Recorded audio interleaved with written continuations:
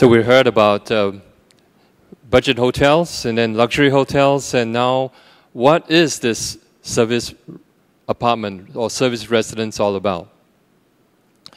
Today we just cover a little bit of the definition of service apartments, a little bit about the industry, what is this industry about, and of course it will be not fair for me to not mention the risks in this industry as well, in this asset class, as well as the opportunities and trends moving forward. A very simple definition of service apartments really is, instead of a hotel accommodation, it is for those who want an apartment accommodation with all the full hotel services to meet the needs of the business clientele. But we're actually catering a little bit more to slightly longer stay than the 1-2 days. So although we call it short term, it's from 3 days maybe to a week, 2 weeks, or midterm, and then long term can be as long as a year or even more.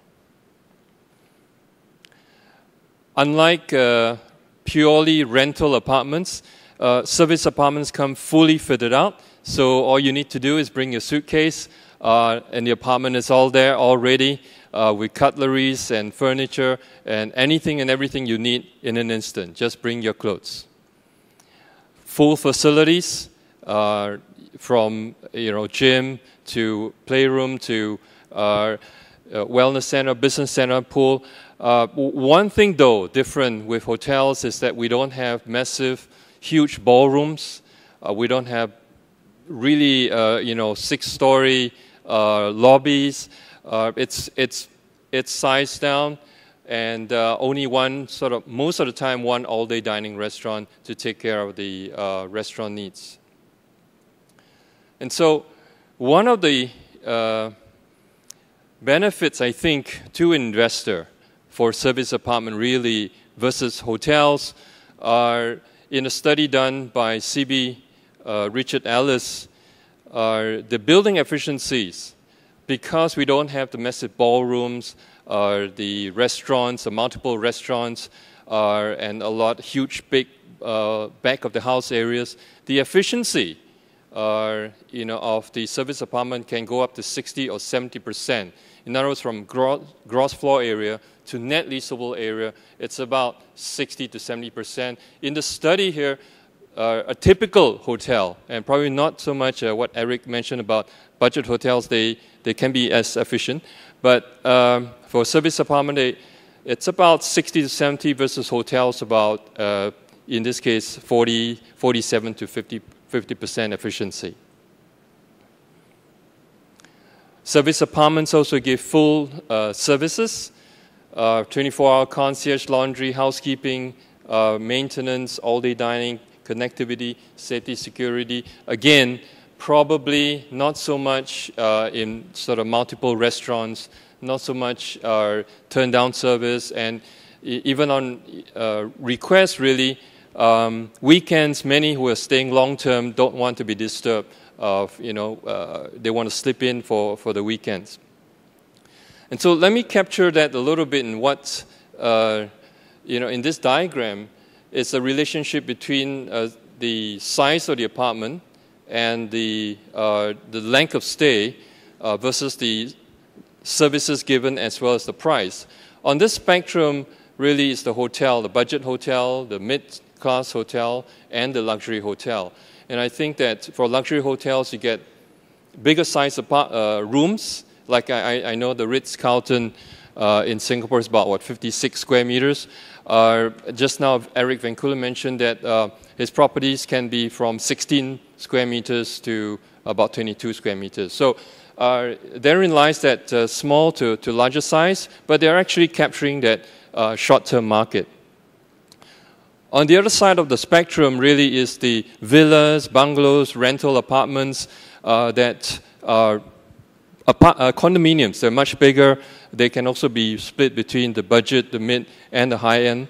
High-end condominium for rental can be with concierge service as well and butler service as well, but there are larger apartments.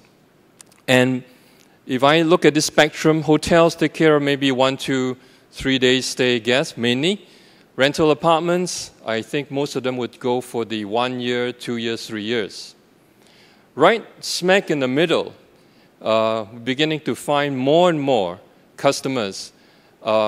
Companies are sending out task force, project groups that will come into a country, maybe work a week, a month, few months, get the project done, get it finished, get it started, and then get them out of the country. So that huge gap there is where the service apartment comes in, because really they won't be staying more than maybe 1 to 3 years to have their own domestic help or whatever to take care of their stay. But if they stay more than 1, 2 days or more than a week, a hotel room might be kind of constricted for them. And so there is a niche market for the sort of mid to long-term stay guests that we are capturing. In terms of cost structures too, this is a study that's combined with Haworth Hotels, CB Richard Ellis, and the quantity surveyor, Rawlinson's. In terms of GOPs, because we don't have a lot of the other operating revenues as well as the other operating expenses, you find that in this study of close to 100 over hotels and service apartments, the GOP line taken all the way down before fixed costs and fees for service apartments around about 50% and hotels about 37–40%. So there are kind of differences in cost structures that we can look at. This is the latest study by Haworth that closes in more of the Asian-based service apartments. 54 service apartments were surveyed. The GOP level is up around about 55, and some of course 60. A peculiar thing about service apartment is that 80%, probably 70 to 80% of our clientele are corporate guests, and that's the reason. Really, is that leisure guests, unless they're staying really longer term, if you're staying on going on holiday 2–3 days, maybe service apartment is not what you're looking for. But there are some who are with families. They feel that they want the comforts of home, away from home, and we're beginning to see a big market of that, climbing up from 10 to 20%. But still, a big base. 80% are corporate guests, relocation market, corporate groups, training groups, corporate meeting groups. Part of the little bit of the industry is in this service apartment survey by Global Service Apartment Industry Report 2011, the extended stay market surveyed over 3 years grew about compounded annual growth rate about 34%, regional coverage about 17%. Over a period of 3 years, 140,000 apartment units added on. So it's a growth industry. The supply of service apartments is climbing, not only in the States, in Europe and Australia, where it started, but a lot in the emerging markets in Asia. In this study by STR Global, it shows not only the supply is coming up, but across the region of Asia, Europe, Middle East, Australia, and Africa, the demand for service residences is climbing tremendously. A quotation here by Institute of Travel and Meeting: service apartments have become an integral part of many company accommodation programs over the past 2 years. And we're beginning to see that in all our properties, even in London. David said he's been there, stayed with us many times. It's not only because of Olympics, but in London, in Paris, we're facing 91%. In Australia, Sydney, Seoul, China, occupancies have been way above the 80 to 90%. One reason, I think, is that, of course, a lot of companies are also looking at moving into lower cost centers looking into emerging markets, bringing a lot of their production and staff over to the emerging markets. And we see a lot of movement there as well. Here is a chart of the growth of the extended service stay room supply in the US, but we may find that also in places like Jakarta, Myanmar, Vietnam, Manila, Bangkok, China, India. Tremendous growth. Same here also with the revenues, the average rates that's been climbing up. Now, all these are good stuff. There are risks and challenges to this industry. What are they? Firstly, because especially in Asia, it's a new market. It's a growing market. So a lot of times, service apartments face uncertainties in licensing. What do you place it under? Singapore, for instance, is under the Residential Act, not under Hotel Act. In China, for instance, previously you could run service apartments under the Residential Act, and as long as you have the full strata title. And then now they've moved on to you need to have what they call a SIP, a special industry permit to operate a service apartment. And it might be soon where they actually might want to insist on a commercial zoning for service apartment before you can operate. So this is a risk that we need to factor in.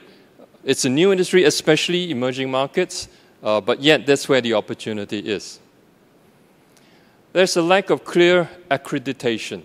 Example, 4- 5-star hotels, yes, we understand, but what is who rates 4- 5-star service apartment? That, again, probably would have to grow a little bit more in time to come.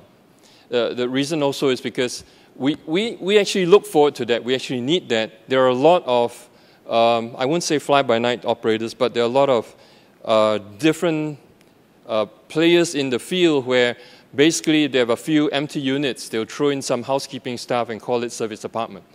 And you know that hurts, I guess, the industry if there's no accreditation.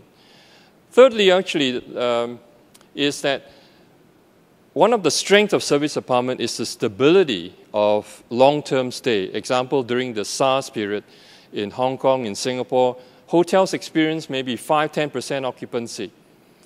I still remember those days, but in service apartment, we're averaging 70%. Why? The businesses are still there. The customers are still staying. You know, they have not moved out. But obviously, you know, if it's a SARS lasting for 1 year or so, who knows? During the Asian financial crisis, average occupancies were in the 70s as well versus hotels. During the great financial crisis, 2008 and 9, same. So it's stable, but the flip side is we are not able then to take advantage of yield as much as hotels. So example, Hong Kong is very good for this. When the whole city is full, hotel rates double, right? We can't do it as fast as hotels. So then again, that is a challenge for service apartment. We have stability, but how do we be nimble?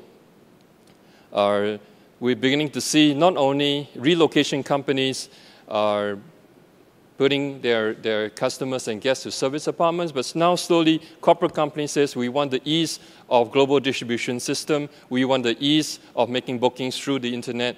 And so this is something that service apartments should do a little bit more and actually champion this.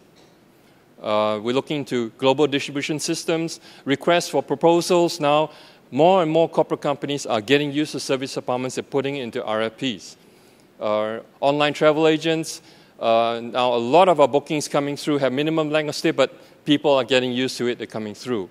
Yeah, brand websites, loyalty programs. So this is something that is part of the challenge, but I think the industry is growing, and we're going to see a lot of mileage out from this.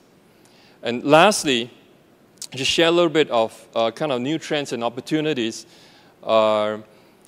It's a growing number of younger, what I call E-generation customers, tech savvy, they're young, they're on the move, but they're very well traveled. And I don't think they're just looking for budget as in pricing. Yes, they have that limitation. They can't maybe stay at the Four Seasons or whatever, but they are looking for something that is designer-based, something new, something that's within the price range, but definitely tech-savvy. And this article by New York Times, it's really a big market. Internet generation puts travel business on a different path, from airlines to hotels, service apartments. If we don't catch this, we're going to miss big boat, all right? So in this case, what we think could be a new opportunity is actually a cross between hotel and the typical long-term service apartment, what we call the hotel residence. Sorry. It has to be tech-savvy. It's got to be wired up, and not only wireless, of course, but it's got to be really fast broadband wireless. You know, things like that, anywhere, everywhere. It's got to be boutique. It's got to be designer-based. So it pushes the boundaries a little bit more. Okay, and I think this is going to be a huge, big market. And in Fraser, we started a new brand called Capri. So a bit of advertisement here, sorry. And then, you know, of course, we have the Fraser, which is a traditional service residence, but we're really hoping to overlay Capri into our world map as well. So thank you very much.